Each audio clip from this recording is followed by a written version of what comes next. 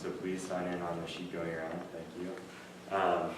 And we'll put you on our newsletter to receive updates about events and opportunities like this. We've had a brief hiatus from our speaker series for a couple of weeks, but we were really excited about the lineup for the rest of the year to wrap up the semester. Can't believe we're saying that already. But so thank you guys for coming, and we hope you'll join us for the next few weeks as well.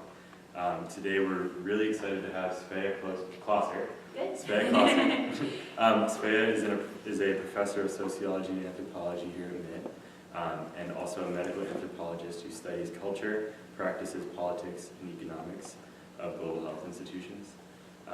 She's done extensive field work in Pakistan and has been focusing primarily on polio, working with the Global Polio Eradication Initiative, and also independently with support from the Bill and Melinda Gates Foundation. So today, Svea will share with us her experiences and discuss the complex relationship between global health institutions and community health workers. So again, thank you for coming, and let's welcome Svea Closser. Thank you. So today I'm going to talk about community health workers, and I'm going to draw on work done by 3 people. I'm one of them.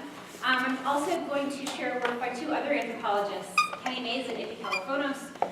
Kenny works in Ethiopia and Ipi works in Mozambique, and we all study community health workers or talk to them, hang out with them, and learn about what they think. So I think it's useful in thinking about community health workers to have more than one perspective. So I asked them for some information to put this talk together, and we also wrote a paper about this together. So this talk will include information from all 3 of us. It'll be pretty clear whose work I'm talking about because the work comes from different countries, so it's pretty concrete which of us contributed which stuff. So in terms of the idea of community health workers in general, I just want to talk a little bit about the ideas behind the creation of community health worker programs globally. These maps are from worldmapper.org. It's a fun website. Go like that. But this is a map of infant mortality in the world. Countries are sort of blown up depending on the number of infant deaths in these countries. And most of these deaths in sub-Saharan Africa and South Asia are preventable and they're treatable. So most of what you see on this map is diarrhea, pneumonia, malaria, and birth complications. These are all easily preventable, easily treatable diseases that are killing around 8 million children a year. So there's a lot of other infectious diseases that target adults as well. This particular map just focuses on infants. And one thing that's an issue in thinking about, like what to do about these problems is that the places with the highest burden of infectious disease specifically and disease in general have the fewest health workers. So this particular map is of countries by the size of their nursing workforce. And what you can see is that there's a mismatch, and that the places with the most infant death have the fewest nurses, and vice versa. A major reason for this is that these workers are getting trained in countries in Africa and Asia, but are going to places like the US, but that's another talk for another day. I'm not going to go into that now. The take home here is that in much of sub-Saharan Africa and South Asia, there simply aren't enough trained health workers to provide care. But many of the major killers I listed before, again, diarrhea, pneumonia, malaria, measles, easily diagnosed, easily treated. They're actually, many of them, not particularly complex in terms of needing a long medical education to be able to identify and treat them. People can learn to do that in a couple of weeks to a couple of months, depending on the amount of information you want to give them. So this particular photograph is of a community health worker in Nepal. But there's been a movement starting in 1978 and continuing to now to train community health workers. These are people who aren't health professionals in the traditional sense of doctors and nurses, but are people who've gotten some amount of training and then are able to identify and treat the most common diseases in their communities and can recognize more complicated diseases and refer them on. That's sort of the idea. So currently, there's been a lot of sort of renewed attention to community health workers, and several major global health institutions have recently called for innovative policies to improve retention and performance of community health workers. So that's what I'm going to talk about today, is this issue of innovative policies in improving retention and performance. I'm going to first talk about how this gets framed, and then I think what this sort of way of thinking about the problem leaves out. So there's a program called the Million Community Health Worker Program, and they make videos like this. This is Olivia Wilde, I don't know how to pronounce her name, actress. She's cute. Senabu Ndaye has spent the last decade as a community health worker. The last year has seen huge advances in technology in the area, and Senabu now uses an app to help teach the local women about their pregnancies. What's so great about the smartphones is that it's just revolutionized the way the whole program works. It allows them to help in the treating and diagnosing of different diseases. It allows them to maintain records of each patient. And I was so amazed to see that in action. I've been able to see firsthand how, when it boils down, it is about local people serving each other, and why it's so important to empower local communities to lift themselves up out of poverty, and why that will be sustainable. This is a program by Africans for Africans. 1 million community health workers across the continent, connecting communities and bringing healthcare to those who need it. This is seeing the end of extreme poverty in action.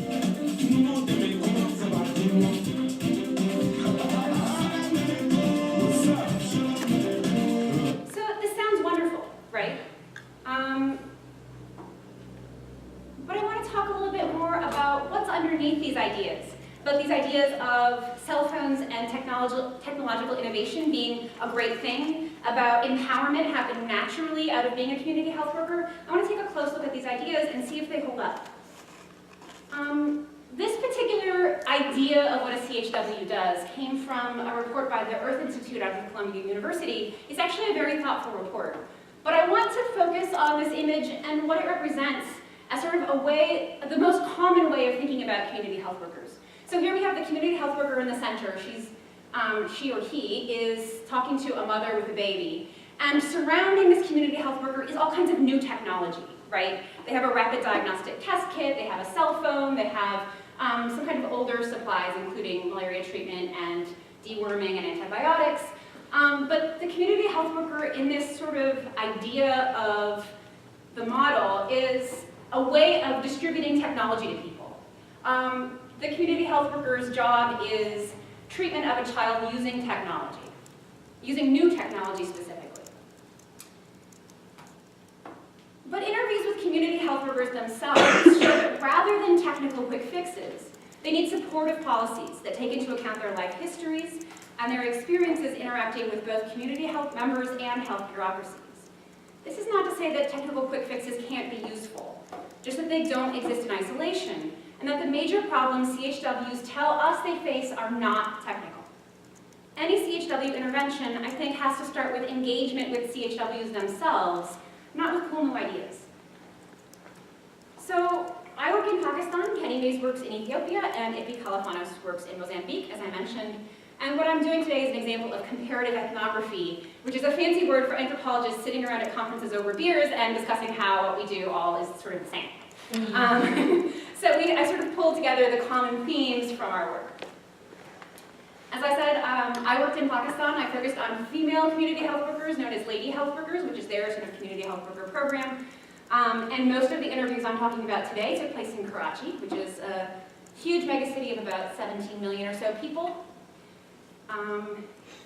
In Ethiopia, Kenny did research focused on volunteer community health workers for an NGO specializing in HIV/AIDS care and treatment in Addis Ababa, which is the largest city in Ethiopia. It's about a third the size of Karachi. It's still a pretty good sized city, especially for sub-Saharan Africa. And in Mozambique, Ipi Kalafanos focused on volunteer community health workers working within HIV/AIDS treatment programs in Chimoio, which is, again, sort of another order of magnitude smaller. These are all somewhat urban settings. So I'm going to today talk about three really important things that come out of all these interviews with community health workers. First, that their life histories are really important.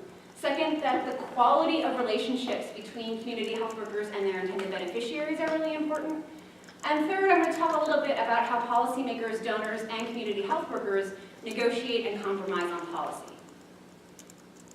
So first, why and how people become community health workers is really important in understanding what they do and why. When conflict in Mozambique escalated in the late 1970s, many families fled to Zimbabwe. While a refugee, a Mozambican woman joined an association of displaced people who aimed to build solidarity and understand each other's cultural differences. When she returned to Mozambique, she joined a local AIDS care NGO whose mission to provide care for diverse peoples reminded her of the Refugee Association in Zimbabwe. She said, quote, "That was a great experience and I thought it would be great to have it again." Having separated from her husband, she was also the primary source of support for her children, pursuing multiple informal economic opportunities. In Addis Ababa, many volunteer CHWs came from families that had endured war in the 1970s and 1980s and grinding poverty in the 90s and 2000s. One 33-year-old man joined a local AIDS care NGO as a volunteer CHW while still living with his mother and father, a retired soldier. He had worked at a string of menial jobs to support his parents, but found these jobs meaningless. A 26-year-old woman became a volunteer community health worker after having worked as a domestic servant in Saudi Arabia and Kuwait, a difficult job she endured in order to support her mother and father, also a retired soldier. She heard about community health workers doing good things for others and thought, what if I do something like them? Unmarried and living with her parents, both of these individuals were very frustrated by the lack of good jobs in Addis Ababa that would allow them to support rather than depend on others. So in Karachi, the situation is a little bit different because lady health workers actually make a salary. It's not a large salary, it's about $100 a month, but it's something. Most said that they became an LHW because they needed the money. So one woman said, quote, "I became an LHW because of problems at home. I had no choice. I get paid for my blood and my sweat, but there's relief in the work too. Everything is so expensive now, so expensive, but now I can scrape by. Thank God. When I became an LHW, I was responsible for my son. I was living with my parents. My husband had left. He came back after 3 years, after I'd figured out how to take care of myself, how to take care of my son. And I'm very satisfied that I didn't have to beg from anyone. Sure, my salary was very small, but it was my own money. With that money, I took care of myself, I took care of my son, I'm sending him to school. I'm very satisfied with that. My son is 7, mashallah, and he's in 2nd grade. I'm sending him to school. If I wasn't satisfied, if I couldn't give my child what he needs, I'd be worried. But I'm busy, and I'm at peace with my life." By the way, all these photos don't necessarily match the interviews. I did that on purpose to protect the confidentiality of people we interviewed. Another lady health worker told me, "I became an LHW when I was very young. I wasn't even done with high school yet. I had such desire to become a doctor. There was a dentist here, and I used to go to her office and follow her around and work for her, just out of interest. I wanted to know more about how I could become a doctor. She told me to apply to be an LHW. I told her, no, my studies will suffer, but she convinced me to do it. And anyway, I couldn't really study anymore. My father didn't have any money. So I did a BA while I was an LHW, using my salary to cover the fees, but then I had to leave it there. I've been thinking of further study because really I want to move up, but I look, and there really aren't any ways for me to advance. There's no chance, absolutely no way. All of my dreams, I left them all behind, what I wanted to do." Next particular interview was just translated this week by Nina Kayum, who's a student here. "I got married when I was 13. My daughter's death led me to this profession. My daughter died from measles. Prices are high, my responsibilities are many, my husband is jobless, so the money is short. I have 2 daughters with a bleeding disorder. The 3rd daughter's already had 3 brain hemorrhages. Yeah, I run the house, educate my children, and even did the marriage of my daughter. I run the house all by myself. Everyone from my family to my community trusts me because I've never said no to anyone for work. They take my word seriously." So there's a couple different trends behind these life histories that are important to think about in understanding why these women and men ended up where they are. One is war. That's something that was mentioned in several cases, that displacement and war was something that sort of interrupted normal social lives and led people to be somewhere else. In several of these countries, the IMF has implemented structural adjustment programs which basically have gutted government health systems and limited government spending on health. So there's limited government money available for health programs because of this. And in several cases, there's been a donor preference for NGOs over governments, which explains why the AIDS care volunteers in Addis Ababa, for example, were working for an NGO. In all of these places, there's limited employment opportunities for women, which explains why women would take a job with very limited pay, and also a widespread bias across these countries and in the donor community that caregiving is women's work, and therefore appropriate for women. And these really diverse structural processes help explain why people in Pakistan, Ethiopia, and Mozambique end up serving as underpaid community health workers, and why women predominate in community health worker roles around the world. Attention to CHW's life history shows how their multiple coexisting motivations are embedded in their relationships to others, and clarifies how important good jobs are to CHWs, their families, and impoverished communities in general. These insights are important in thinking about how and how much community health workers should be paid. Paying attention to the life histories of community health workers is also an important part of recognizing that they're actors who could play a role in policy change and implementation. The second thing I want to talk about is CHW relationships with their beneficiaries. Community health workers are increasingly recognized for their success in preventing unhealthy behaviors and curing patients. Unlike doctors and nurses who may distance themselves from their patients' day-to-day struggles, community health workers ideally maintain a greater level of intimacy with patients and treat them as relative equals. But there's no guarantee that community health workers are going to relate to their intended beneficiaries with mutual respect and intimacy. In Addis Ababa, some CHWs distinguish between good patients who greet them nicely, openly discuss their problems, and care for themselves on one hand, and patients who don't have good behavior and don't listen to what we tell them on the other. Some community health workers in this context recognized this and attempted to curb these tendencies. One said she countered such talk among other CHWs by telling them, it could be because of your approach. You have to give good love for the patient in the first place. Another CHW was reluctant to blame difficult patients, explaining they're thinking a lot about their problems and their disease. So you should avoid your negative perception of these patients and try to be kind. Similarly, in Pakistan, minority populations were not always beloved by lady health workers.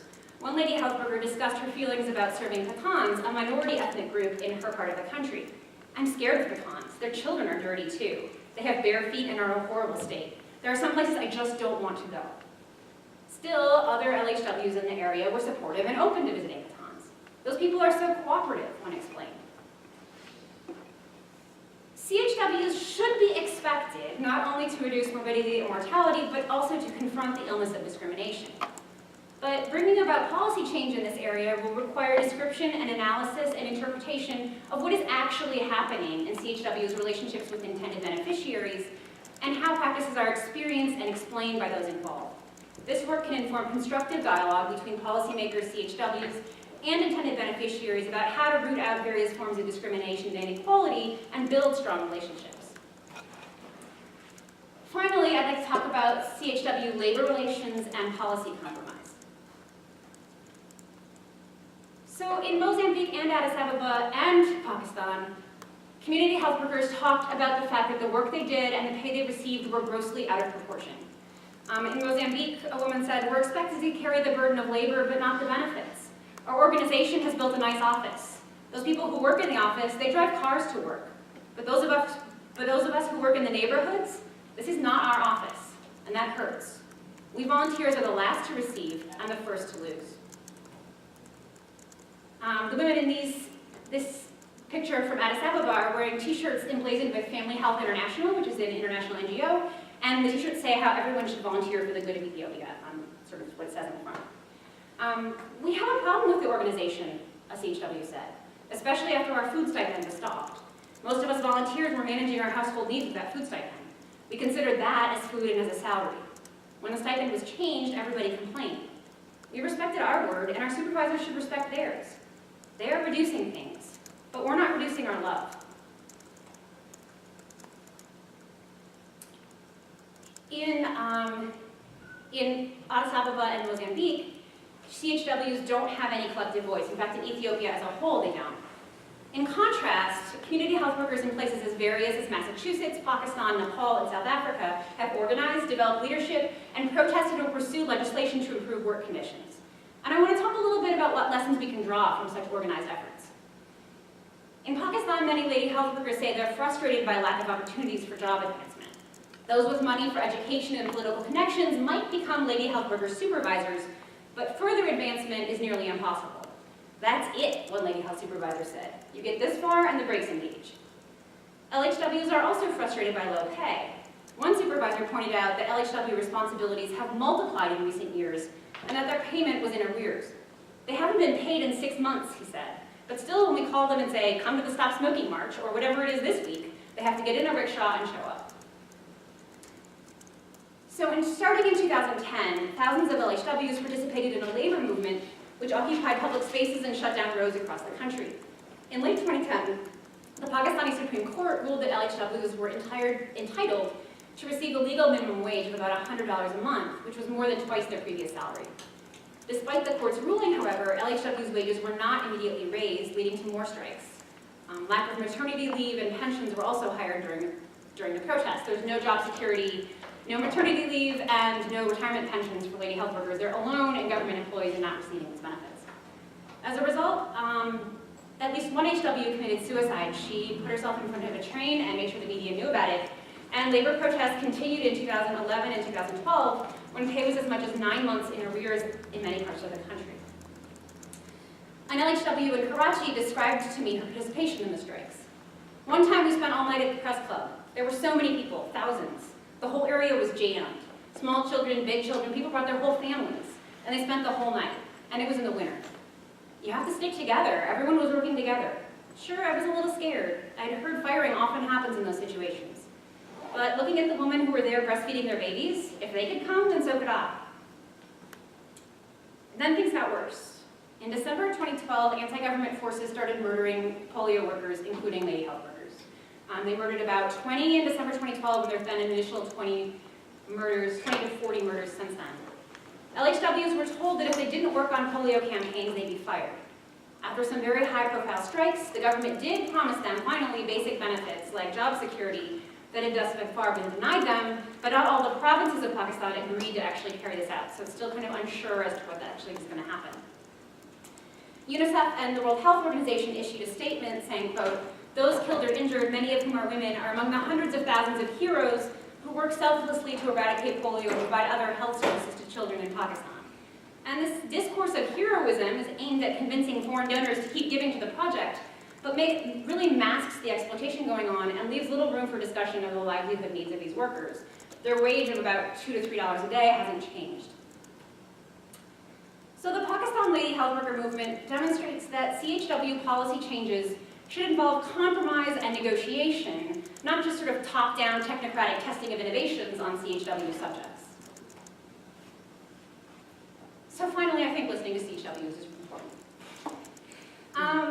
My larger point here is that big ideas should probably start not with technical aspects of innovation, but with listening to the people that innovation is supposed to serve. The goal to improve CHW policy and practice requires treating CHWs like complex global health actors and not as resources to be better exploited through technical quick fixes. It's important to understand their life histories behind the people's decisions to become CHWs, how they build relationships with community members and confront discrimination, and how policymakers, donors, and CHWs can build solid working relationships despite their heterogeneous and potentially conflicting interests, values, and traditions. Listening to community health workers can generate valuable returns, helping to inform healthy working relationships between communities, CHWs, and health institutions. And leave it there. I think it's good to have a little time to talk. That's what I have formally.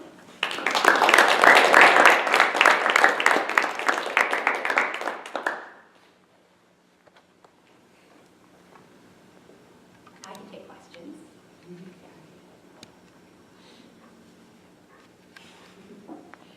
No questions. Yes? Yeah, so first off, who was it that started murdering those who yeah. were carrying out polio vaccines? Yeah. And second, why? The short answer to both your questions is no one knows for sure. Because no one's taken responsibility. They're definitely coordinated murders in that they happen on the same day in multiple cities at the same time. So it's very clear that there's countrywide organization behind the attacks. But no one's been officially caught and nobody takes responsibility. So I can't answer you for sure. That said, I will freely speculate now, having said that. They're almost certainly run by an organization hoping to destabilize the government. There are a lot of them in Pakistan. This is polio eradication is one of the most visible government projects. And it's also one that's known to be tied to foreign interests. So it's an obvious symbolic target. And also the women themselves are very easy targets, because unlike other government targets where you'd have to break into government buildings, these are just people walking around in the streets, so they're very easy to target. So it's potent symbolically and easy to do, and achieves the goals of destabilizing government programs and making the country look bad in the international arena, which is exactly what a militant group would want to achieve. So it's a smart move in a really sad, awful way. Yeah.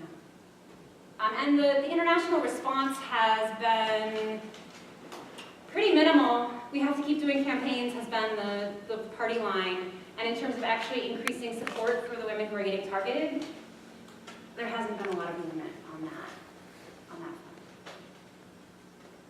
Yeah. So you started off talking about the smartphone Yes. success. Is that actually being successful? Because with the lack of internet, I'm assuming, and many of the Well, you can get internet on your smartphone in almost all these places. in all these right? places, yeah. So it does give you internet access. Mhm. They also have a big thing about rapid malaria diagnostics, where you can sort of prick a kid's finger and find out right there if they're actually have malaria or their fever is due to something else. These are good innovations, right? I'm not knocking the innovation at all. Yeah. But the issue is just the innovation by itself isn't going to change there's deeper problems with the ways that CHW programs are designed and carried out, and technological innovation is not going to fix those problems. So I'm not against technological innovation, I think they're fine. And community health workers are probably really happy to get an internet-enabled smartphone. They can use that for a lot of things that they would really want to. But there's nothing that she was looking at that you couldn't have gotten from a flip chart either. I mean, there's sort of this idea that innovation is going to be the answer, and in this case, the answers are both simpler and much more complex than that. Yeah. So if there are like NGOs and things like that which are providing them with the technology, Yes. through my understanding, do you think it would be better to use that money to give them an income supplement? Well, it's probably much more expensive to pay them than to give them technology in the end, Okay. right? Even though iPhones are they cost so much money. Yeah, I mean, they're probably not giving them iPhones, probably a cheaper version of something. And you pay for an iPhone once and it lasts for some length of time, and wages are something you have to keep giving over the long haul, and donors are often reluctant to commit to those sorts of long-term personnel costs. They tend to think this is something that countries should give themselves somehow. And it's harder to get donor enthusiasm around, okay, we need to be paying a living wage to all these million community health workers for the next 30 years. That's a lot of money. And it's not a very exciting goal in some ways. It's much more exciting to be like, oh, we have this new technology that's coming in. And the excitement around that just doesn't exist. Although, to be fair, the report that I listed before did mention real wages as being something important. Yeah. So you talked about how NGOs are sometimes preferred to sort of government helping with this situation. And since that means people are volunteers instead of paid workers, is there, built into the government, is there the capacity to have these programs and paid workers? So it's complicated, it depends on the country. So for example, in Ethiopia, the government has a cadre of paid community health workers. Like lady health workers, they're paid not very much. I think their salaries are $50 a month. So it's not a great salary. But they also have a huge cadre of volunteer community health workers as well. So even governments rely heavily on volunteer labor. Both poorly paid and volunteer labor is sort of the trend across NGO and governments. You see them in both places. Because in context of really high unemployment, you can get people to work for almost nothing because they really have very few other options. So you can get people to do things and it doesn't cost you very much, and that seems sort of like a good thing. They're helping their community, they're getting something out of it, they're willing to do it. So at that sort of surface level, it seems okay until you really start to think about it deeply and talk to people. It starts to seem more problematic from my point of view. Yes? Oh, there's two questions right there. Why is it that other organizations that are interested in poverty eradication don't work together with such campaigns so that you don't have just more people that are healthy but unemployed, Right.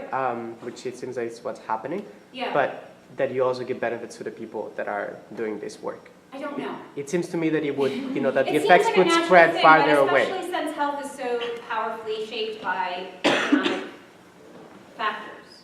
We know that if you have a good, solid, if you have enough food to eat, and you live in a place that's a reasonable house, you're much likely to be healthier. That seems like providing community health workers, at least, with that level of economic security, could be an easier sell than it than it has been. And I think part of the reason is the sort of ideology that comes out in the video, that this idea of community members helping each other and just sort of being good to one another and all being caring together is such a nice, warm feeling that you don't often think much deeper about, okay, what does this actually mean? And also, these programs rely heavily on some research done in the United States, mostly among soccer moms, showing that volunteering makes you feel better and it sort of increases your quality of life in general. I think that's true for me. I volunteer at my son's school and I feel good about it. I get to know the other kids and I increase my social participation because now I know the other moms and they say hi, right? But I'm in a really different situation. I don't give very much time. I give maybe a couple hours a month to this, max. And I have enough to eat. So I think the extrapolation of this research from contexts like mine to impoverished people working in impoverished communities is a little bit problematic. That this sort of easy extrapolation of like, oh, volunteerism is good for, you know, wealthy white women in America, therefore must be good for everybody. I'm not sure that that's necessarily true. So I'm doing a research project right now that's looking at that connection in volunteer community health workers in Ethiopia. I'm working with Kenny Mates and some Middlebury students on that. Yeah. I guess it's kind of a rhetorical question, but I think that's like just so amazing. So the research on volunteerism is like really done, is compared to these populations based on research of like middle income American women. But it's not always quite so directly. I mean, the link isn't made quite that directly, but there's this sort of general idea that volunteerism is good for people. Sometimes this literature is cited. And there's little doubt that it is good for people because it does increase your social participation. If you're economically stable and you're participating more in your communities, it does make you happier. But that might not be the case if all those things aren't there. Nobody, I mean, we don't really know. Yeah. People do volunteers. They get something out of it, right? They're not forced to do this. I just think it could be better if they were also able to support their families. Yeah. Do you have any speculation on what causes the people to volunteer? Yeah, they have no other choices. Yeah, but like. So they get something out of it. They help other people, and you're not sitting around the house all day. So if you're an unemployed man in Ethiopia, feeling pretty, you can't fulfill your, you want to be someone who is able to support a family, who has a job that's stable, to get married, to do all these things that you can't do. So at least now you're helping other people, you're doing something productive. You're not just sitting around the house all day chewing tot, right? You're doing something that means something. But that's only a sort of a compelling argument if you have nothing else to do, right? And if you were paid for that in a way that would allow you to sort of fulfill the role that you want to fulfill, so much the better, right? Yeah.